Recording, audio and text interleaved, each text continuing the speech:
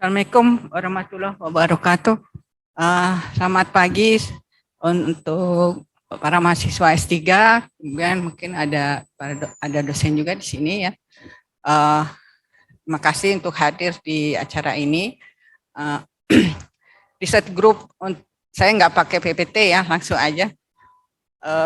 Riset group organic photonic device research group ini sebenarnya sudah berkembang. Mulainya nama ini masih baru kurang lebih 3 tahun ya. Sebelumnya namanya berganti-ganti. Terakhir jadi ini namanya karena yang ada di riset group ini ada Pak Arief yang risetnya mengenai photonic device juga ya, tapi device-nya OLED ya, jadi masih berhubungan dengan organik juga ya di samping saya. Kemudian ada juga Bu Retno yang lebih ke aplikasi ke sensor umumnya biasanya. Kemudian juga ada mungkin Pak Tommy ya. Nah, untuk perovskite-nya sendiri, solar perovskite-nya ini sudah berkembang mulai dari tahun 2018 sampai dengan sekarang. Alhamdulillah udah cukup banyak artikel ilmiah yang dihasilkan baik dari proceeding seminar internasional maupun jurnal internasional, dan juga udah ada 1 paten yang didapat ya. Kemudian ini saat ini ada 1 mahasiswa yang sedang melakukan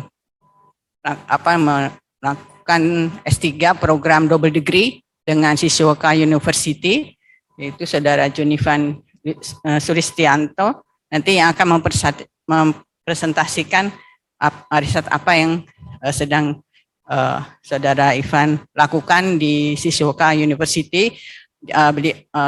Ivan ini udah tahun kedua ya? Tahun kedua ya? Iya Bu, masuk tahun kedua. Ya, semester 3 di sana. Jadi mudah-mudahan udah banyak. Ya alhamdulillah risetnya juga sesuai dengan yang ada di sini. Yang kita lakukan di lab nano, hanya di sana lebih alat ukur itu mereka sudah punya sendiri ya, jadi lebih mudah untuk Saudara Ivan begitu selesai fabrikasi dia akan langsung bisa karakterisasi sendiri ya, sehingga tidak memerlukan waktu yang lama ya, karena solar cell perovskite ini sangat cepat degradasi ya, dia bahannya cepat sekali berubah ya, rusak ya, sehingga kalau tidak disimpan di tempat yang baik itu, kalau terlalu lama baru dikarakterisasi, performansinya akan lebih jelek ya. Alhamdulillah sudah bisa efisiensinya mencapai 5% lebih ya. Iya Bu, ada yang sampai 5%, 6% juga. Oke, mungkin untuk jelasnya, karena di sana Jumatannya jam 10 di sini ya, jadi untuk lebih jelasnya nanti Saudara Ivan yang akan memperjelas lebih banyak, lebih rinci mengenai apa yang dilakukan untuk teknologi sel surya basis perovskite. Di sini Saudara Ivan sedang meneliti mengenai elektrodanya ya. Ya betul Bu, elektroda karbon. Oke. Terima kasih, mungkin dari saya segitu. Terima kasih untuk meluangkan waktunya untuk acara ini. Assalamualaikum warahmatullahi wabarakatuh.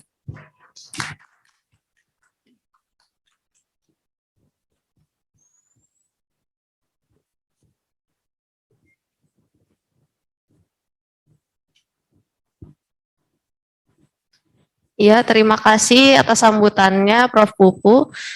Berikutnya kita akan masuk ke acara inti yaitu presentasi dari Bapak Junivan Sulistianto. Ya, waktu dan tempat kami persilakan. Terima kasih kepada moderator atas waktunya. Saya izin share screen ya.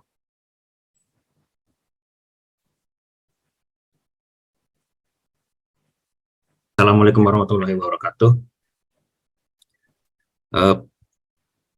Pertama-tama yang terhormat para guru besar, dosen-dosen, mahasiswa S3, S2, dan S1, dan juga para hadirin yang hadir pada forum hari ini. Sebelumnya mohon kemaklumannya bahwa dalam kesempatan ini saya belum bisa hadir langsung karena kendala jarak. Semoga melalui platform ini tidak mengurangi keefektifan acara hari ini. Jadi untuk pemaparan kali ini adalah salah satu riset dari Organic Photonic Device Research Group bertajuk Acetylene Black sebagai elektroda untuk sel surya perovskite.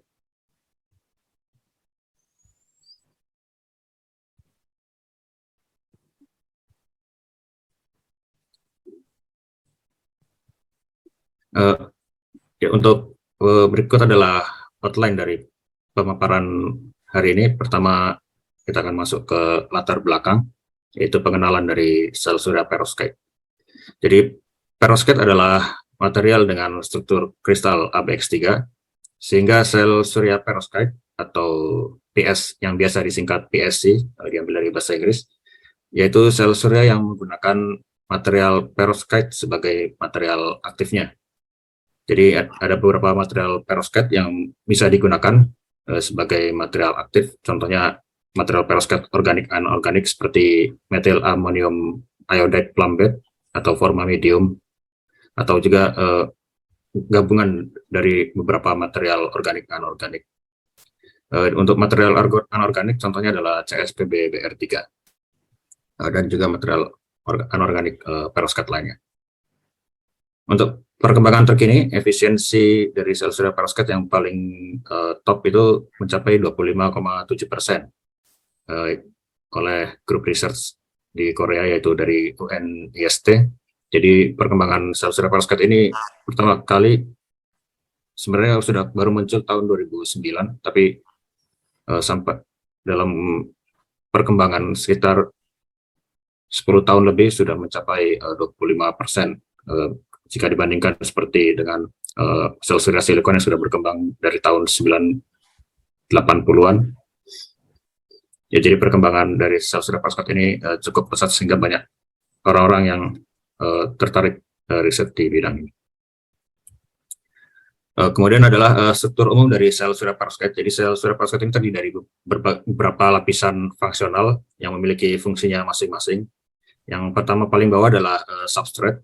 Umumnya menggunakan kaca atau plastik transparan yang dilapisi oleh lapisan konduktif seperti fluoride doped tin oxide atau iridium doped tin oxide. Kemudian di atasnya ada lapisan elektron transport material yang berfungsi untuk meneruskan elektron bebas yang di-generate oleh material perovskite menuju ke lapisan konduktif di bawah. Kemudian ada juga material aktif perovskite itu sendiri yang berfungsi mengenerate pasangan elektron hole ketika disinari.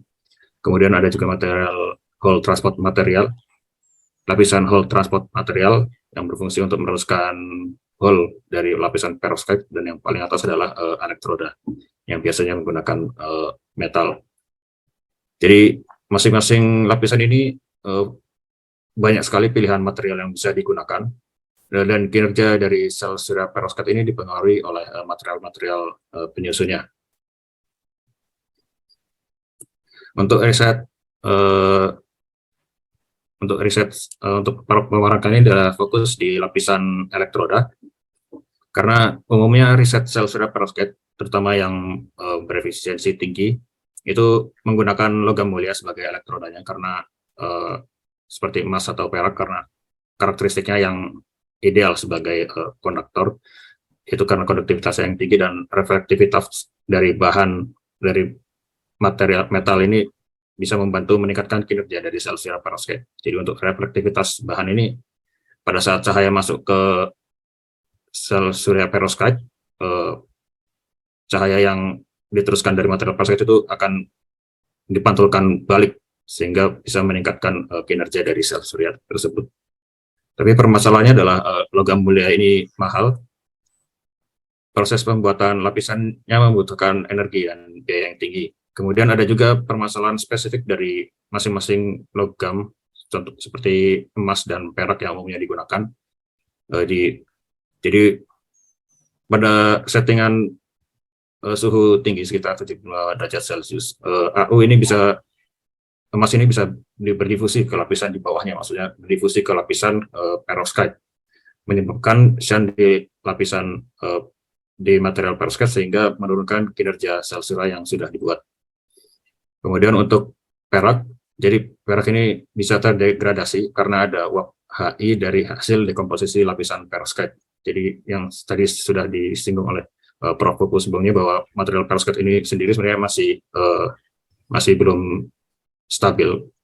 Jadi masih mudah terdekomposisi dan menghasilkan uap hidroklorik iodide, dan iodine ini bereaksi dengan silver membentuk lapisan silver iodide yang konduktivitasnya lebih rendah sehingga mempercepat degradasi dari sel surya itu sendiri. Alternatif yang bisa digunakan adalah menggunakan material karbon sebagai elektroda. Jadi untuk penelitian terkait karbon sebagai elektroda di sel surya perovskite ini sudah cukup banyak. Beberapa riset ada yang menggunakan carbon black, kemudian grafin, graphite, karbon nanotube, dan untuk sebelumnya juga ada yang sebagai moderator elang, itu dia menggunakan karbon aktif ya sebagai elektroda di sel surya perovskite. Jadi untuk karbon sendiri keuntungannya adalah mudah didapatkan, stabil, dan proses pembuatan lapisannya bisa menggunakan metode fabrikasi yang sederhana. Dan juga karbon ini adalah hidrofobik sehingga bisa meningkatkan kestabilan sel surya itu sendiri. Hidrofobik ini penting karena perovskite sendiri ini sangat rentan terhadap kelembapan dari udara, terutama rentan terhadap H2O. Jadi dengan penggunaan elektroda yang hidrofobik ini bisa mengurangi kemungkinan kelembapan ini masuk ke lapisan perovskite. Dan juga elektroda karbon ini mampu meneruskan pergerakan Hall dari lapisan perovskite sehingga penelitian-penelitian terkait sel surya perovskite yang menggunakan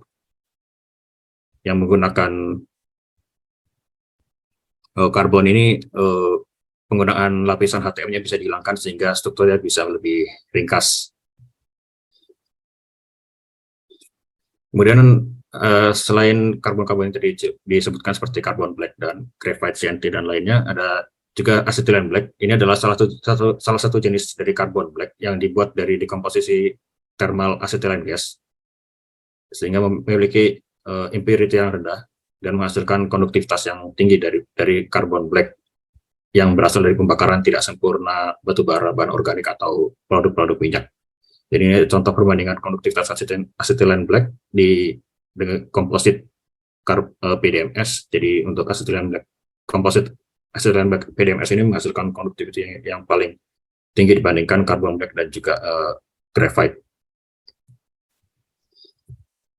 Jadi untuk tujuan penelitiannya adalah mengoptimasi acetylene black dan metode deposisinya untuk menjadi counter electrode di sel surya perovskite. Nah, sekarang masuk ke eksperimennya. Jadi sebelum memfabrikasi, kita mendesain terlebih dahulu sel suryanya. Di sini kita memakai struktur monolitik di mana anoda dan katodanya ini berada di substrat yang sama. Dan struktur monolitik ini memiliki keuntungan mudah untuk di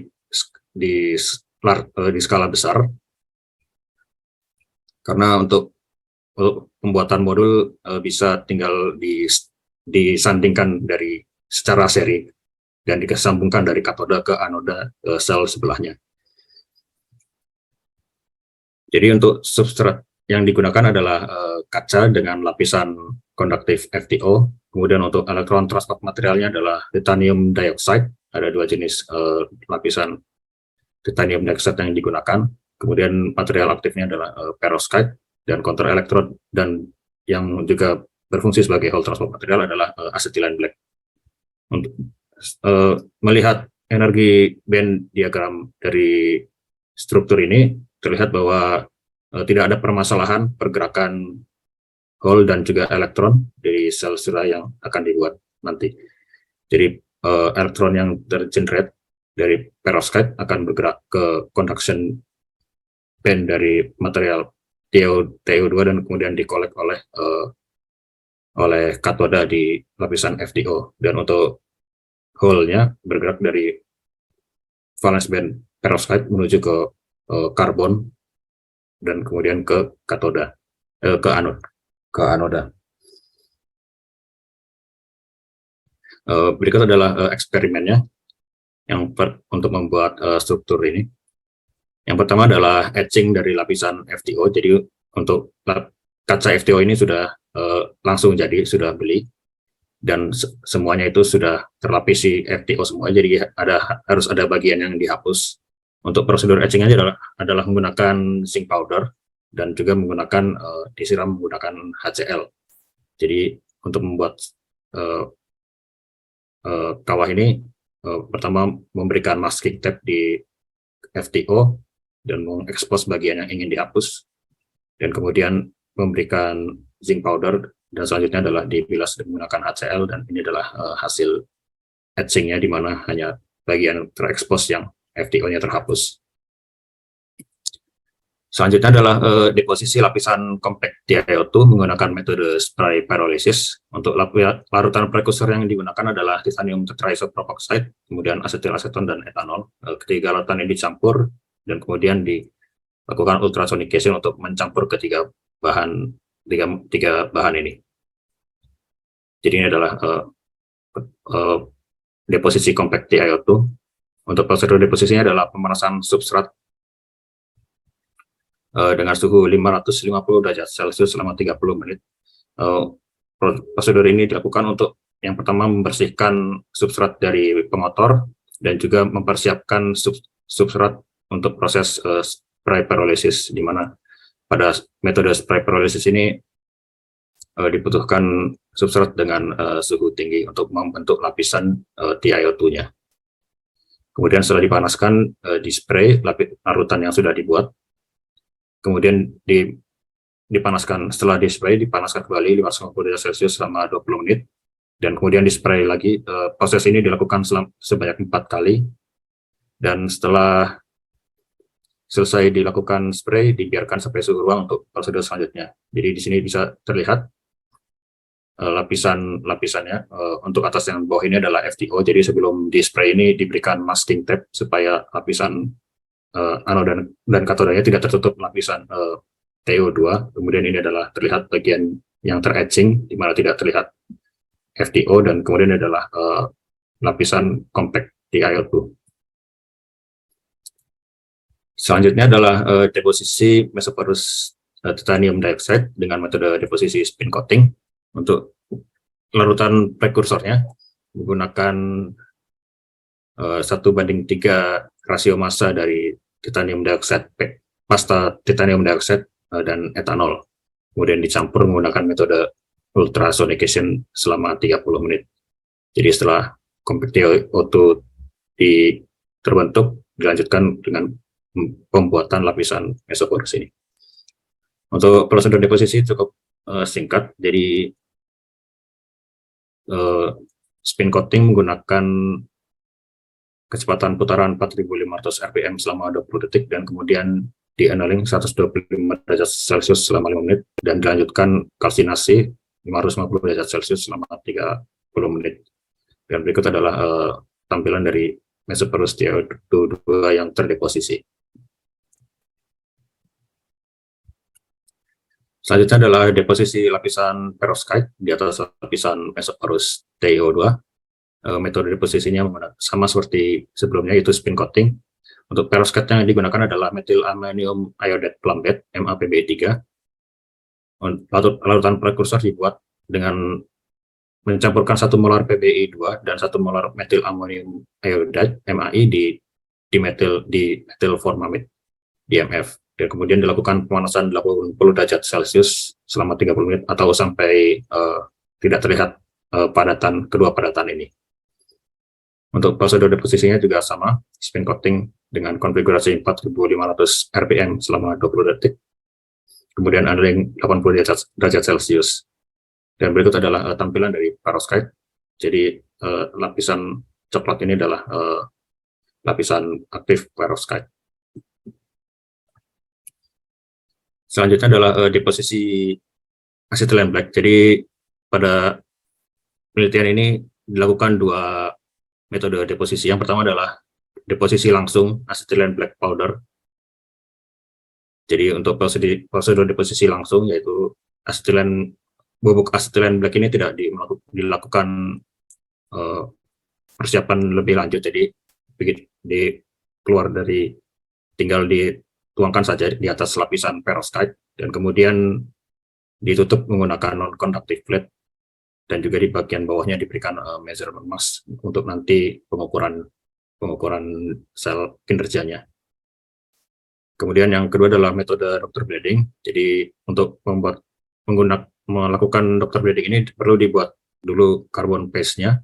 Yang pertama, untuk pembuatan carbon paste diperlukan 3 bahan, yaitu karbon, binder, dan solvent. Untuk karbonnya di sini ada acetylene black, dan juga digunakan acetylene black dengan campuran graphite.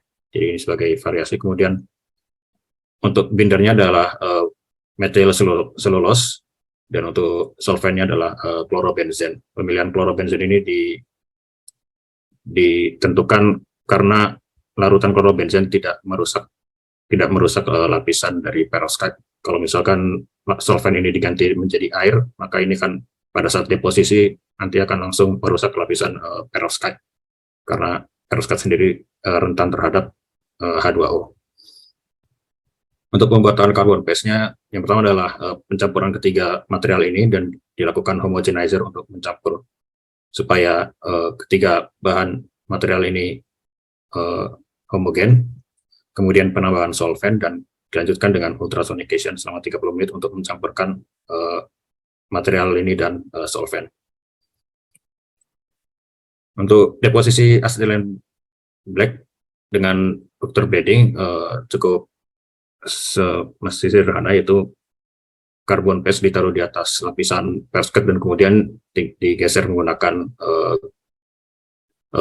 glass rod, dan kemudian di handling 110 derajat Celcius 50 menit untuk menghilangkan sisa dari solvent, dan kemudian diberikan measurement mask. Ini adalah contoh salah satu sampel sel surya yang sudah dibuat. Ini sebelah kiri adalah untuk anoda, dan sebelah kanan adalah katoda. Jadi kedua bagian ini digunakan untuk menyambung sel surya dengan external load atau probe pengukuran. Kemudian di sini ada measurement mask, sehingga semua sampel yang dibuat ini memiliki active area 0,237 cm persegi.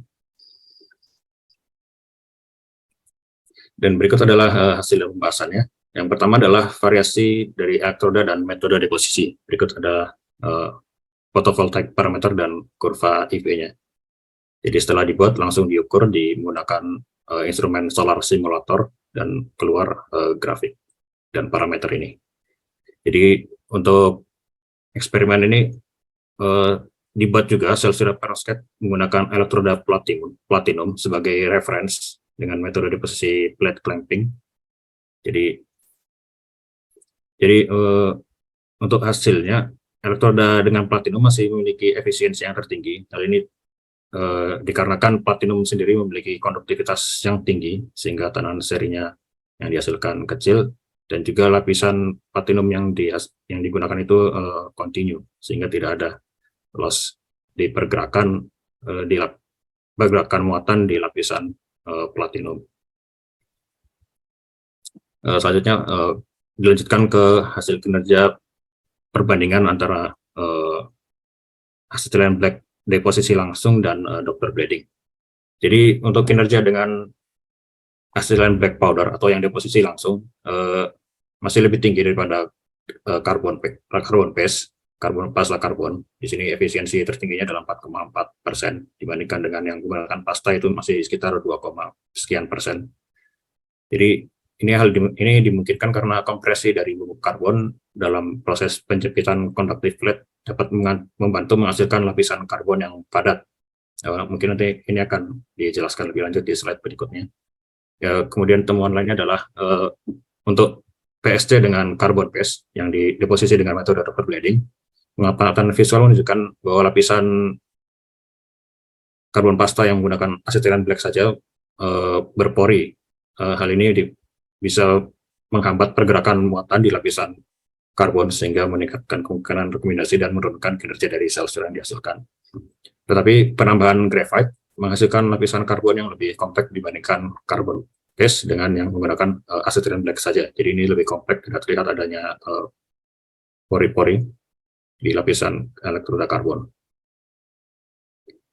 Jadi untuk beberapa hal yang perlu diperhatikan untuk dalam pembuatan lapisan elektroda karbon. Jadi ukuran partikel asetilen black yang sangat halus, yaitu sekitar 40 nanometer, menyebabkan pergerakan muatan tidak efisien, yaitu dari partikel ke partikel. Jadi muatan ini berpindah dari satu partikel ke partikel lain sehingga tidak terlalu efisien. Dan kemudian juga ukuran partikel yang kecil membuat lapisan karbon mudah retak sehingga mempengaruhi pergerakan muatan di sepanjang lapisan karbon. Tetapi penambahan graphite dapat membantu perpindahan muatan karena ukuran partikelnya yang lebih besar. Jadi perpindahan karena ukuran yang besar, perpindahan muatan dari partikel ke partikel ini lebih sedikit.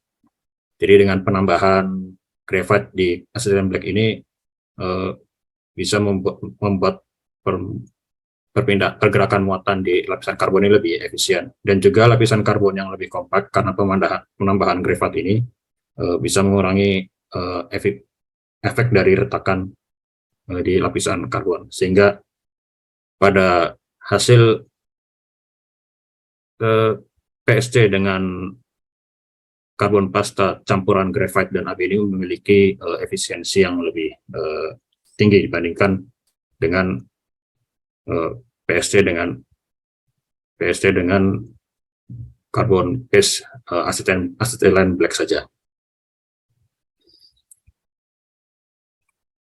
Ya, selanjutnya karena melihat lapisan asetilen black yang berpori ini, maka dilakukan variasi terhadap konten binder karena binder di sini berfungsi untuk mengikat partikel-partikel karbon dan sebagai perekat antara lapisan karbon dengan substrat. Jadi mungkin ada masalah di bindernya. Jadi di sini dilakukan variasi binder dari 10% dan 20% dari massa karbon.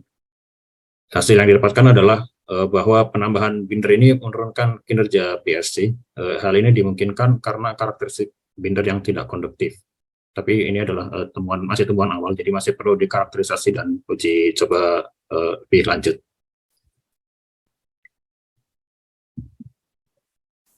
Kesimpulannya adalah asetilen black untuk sejauh ini asetilen black dapat digunakan sebagai elektroda untuk sel-sel perovskite. Jadi untuk metode powder ini yang deposisi langsung menghasilkan kinerja terbaik dengan sampel terbaiknya memiliki efisiensi 4,4%. Dan kemudian untuk dari metode Doppler blending menggunakan pasta karbon, penambahan graphite bisa meningkatkan kinerja sel surya berbasis asetilen black, pasta asetilen black. Jadi untuk fitur studinya, jadi kembali ke permasalahan dari karbon. Permasalahan dari karbon adalah kontak antara permukaan karbon dengan lapisan perovskite. Jadi kalau misalkan menggunakan karbon, apabila terlalu kecil, pergerakannya akan dari partikel ke partikel. Tapi kalau misalkan terlalu besar, seperti menggunakan graphite saja, akan ada gap di permukaan antara lapisan karbon dengan perovskite, sehingga perpindahan muatan dari material perovskite ke karbon ini tidak efisien. Jadi pemilihan material karbon untuk permasalahan ini bisa diatasi dengan pemilihan material karbon atau rekayasa material karbon. Jadi pemilihan material karbon yang mungkin yang lebih konduktif lagi atau memiliki morfologi yang sesuai dengan lapisan perovskite, seperti contohnya ada yang menggunakan CNT, kemudian menggunakan graphene, atau menggunakan campuran dari beberapa karbon. Dan permasalahan kedua adalah kesesuaian energi level antara karbon dengan perovskite. Jadi meskipun tadi energi levelnya sesuai, tetapi perbedaan energi level yang besar antara work function karbon dengan valence band perovskite ini menyebabkan rendahnya parameter VOC. Dan sehingga efisiensi yang dihasilkan pada sel surya berbasis karbon ini masih rendah. Hal ini bisa diatasi dengan penambahan aditif seperti pada aplikasi-aplikasi yang sudah dicantumkan di sini untuk menggeser work function karbon ini mendekati valence band perovskite, atau bisa juga memberikan interlayer antara lapisan karbon dan perovskite supaya perpindahan hole dari valence band dan ke karbon ini tidak signifikan, jadi bertahap. Demikian pemaparan dari saya. Terima kasih. Terima kasih atas paparannya, Bapak Junivan. Selanjutnya kita akan membuka sesi tanya jawab. Kepada yang ingin bertanya, dipersilakan mengangkat tangannya. Ya, Assalamualaikum warahmatullahi wabarakatuh.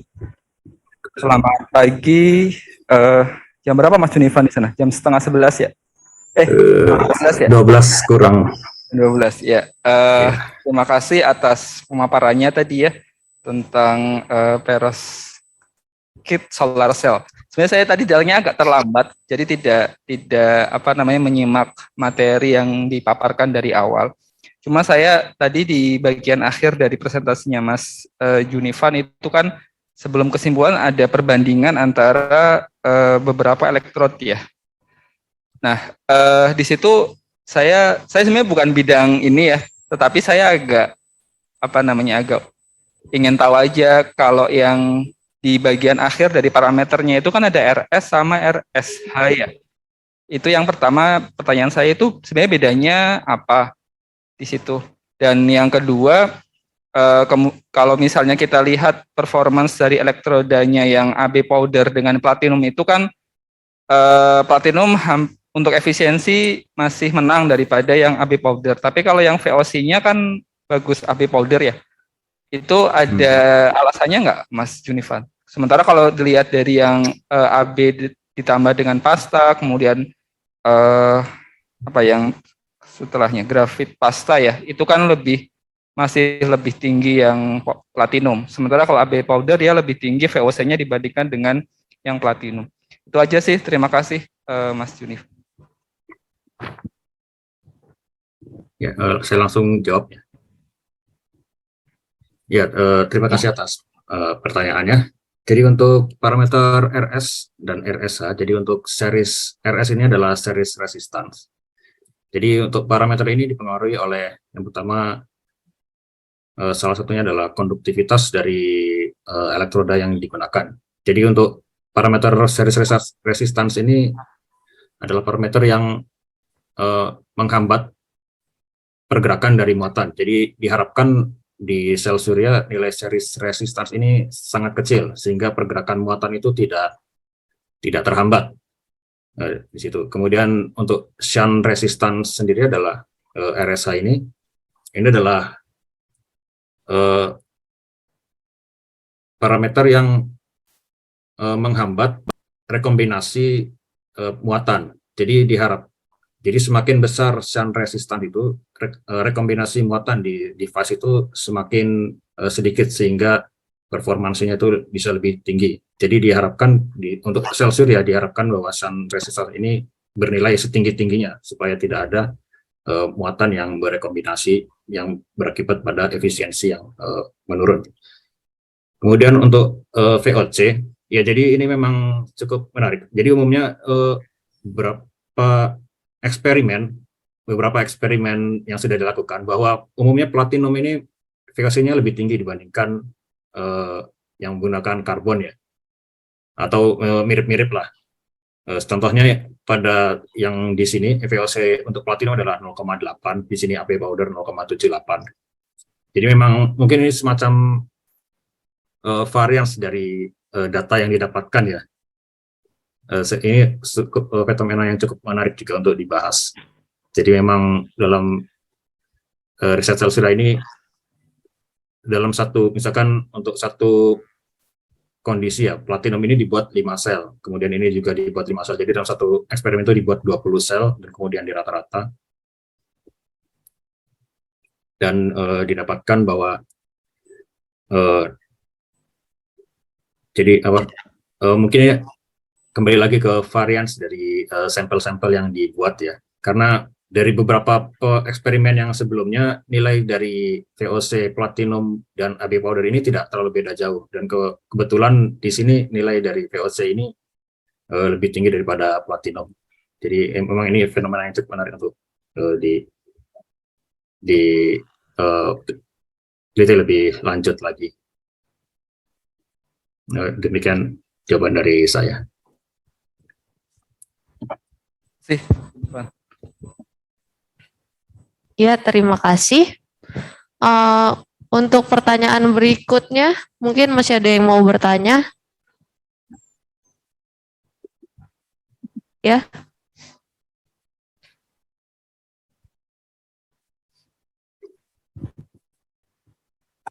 Pagi. Maaf, tadi saya sama Pak Alif tadi agak terlambat. Tapi yang mungkin bisa Mas Yuli bila terangkan itu sedikit kali ya. Mungkin tadi udah, tapi tolong diterangkan lagi. Eksperimen yang Anda lakukan itu di mana ya? Dan berapa kali gitu kan, ini ada puring itu contoh eksperimennya itu tadi. Kemudian harapannya dengan hal tadi itu kira-kira persisnya itu hasilnya seperti apa gitu. Terima kasih. Ya, terima kasih. Untuk di mananya maksudnya tempat saya eksperimen seperti itu, Pak. Iya. Ya, untuk hasil dari eksperimen ini sendiri saya lakukan di laboratorium di Shizuoka, di Kono Sensei Laboratory. Jadi memang laboratorium ini fokus ke sel surya organik seperti perovskite solar cell dan juga DSSC. Jadi memang ini memang ya untuk riset laboratorium yang untuk khusus riset di sel surya perovskite. Kemudian ya, sorry. Kalau bisa, mungkin nanti kalau Anda pulang ke Indonesia ya, bisa nggak itu dilakukan di FTUI, di elektro? Ya, untuk alat-alatnya cukup nggak? Ya, untuk perbandingan antara di lab nano dan di sini sebenarnya tidak terlalu jauh berbeda ya untuk alat-alat yang digunakan. Pertama di sini untuk di lab nano kan sudah ada hot plate ini untuk annealing. Kemudian untuk spin coating pun alat spin coating sudah ada ya. Yang mungkin perlu ditambahkan adalah alat-alat seperti furnace yang mungkin di FTUI, terutama di lab nano masih belum ada. Kalau misalkan ingin diaplikasikan di FTUI ini, sebenarnya saya lihat sangat bisa gitu. Mohon kalau nanti sempat gitu ya, peralatan-peralatan yang perlu ditambahkan di elektro gitu bisa dicatat gitu ya. Oh iya. Minta Bu Pupu untuk membelinya gitu. Ya. Jadi sebenarnya sudah sempat diskusi juga terkait kan sebenarnya kan di lab nano sudah sempat fabrikasi juga sel surya perovskite ya. Tapi efisiensinya masih rendah, masih sekitar paling tinggi 2%. Sudah diskusi dengan Prof. Pupu terkait untuk metode di sini adalah menggunakan material yang ini. Jadi kalau untuk material bahan habis pakai kan bisa dibeli di Indonesia juga ya. Mungkin yang untuk peralatan ini kan juga untuk furnace sendiri ini masih belum ada, tapi bisa dibeli juga. Karena beberapa laboratorium kan ada juga yang punya furnace ya. Seperti itu, Pak. Ya. Profesor yang disisihkan siapa ya? Eh, untuk nama lengkapnya Akinori Kono Sensei. Eh, mungkin nanti Prof. Pupu sudah sering berhubungan dengan sensei itu ya?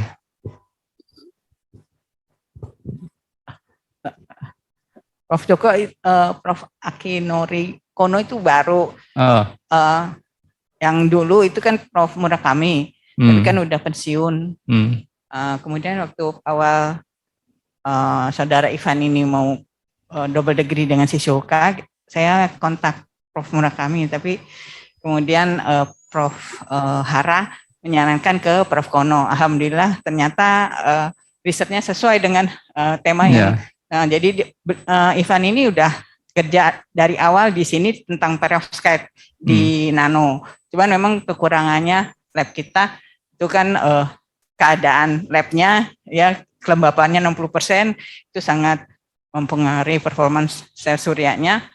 Kemudian juga karakterisasi kita tergantung dengan lab yang lain gitu sehingga agak sulit itu aja. Sama itu tadi yang furnace itu aja.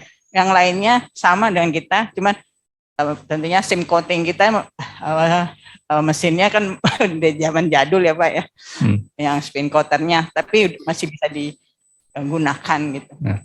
Ya, Kok Akinori Kono itu baru buat kita, mungkin Pak Arif juga belum pernah ketemu itu.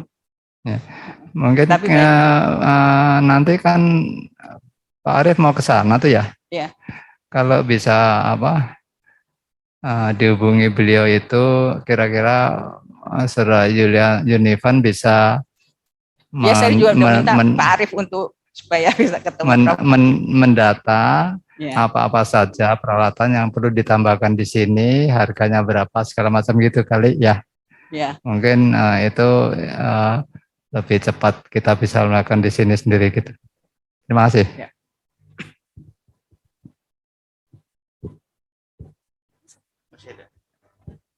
Masih ada waktu, mungkin satu pertanyaan terakhir.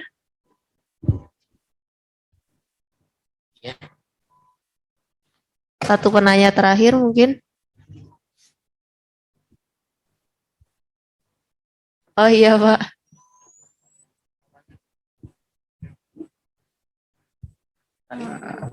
Sebetulnya kesempatan seperti ini perlu ada yang tanya ya, karena kalau nggak tanya ya nggak, jawabannya selalu sesuai dengan presenter, tapi kalau kita tanya itu ke kita. Oke, kalau tidak ada, saya mungkin Saudara Yunivan juga mempelajari teknik kimia ya. Iya, lebih ke material juga sih.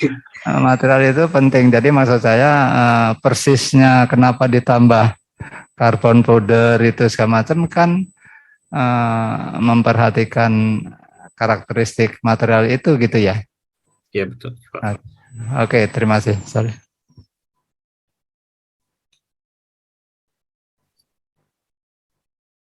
Ya, terima kasih Prof. Mungkin kalau masih ada yang ingin bertanya, masih ada waktu, dipersilakan.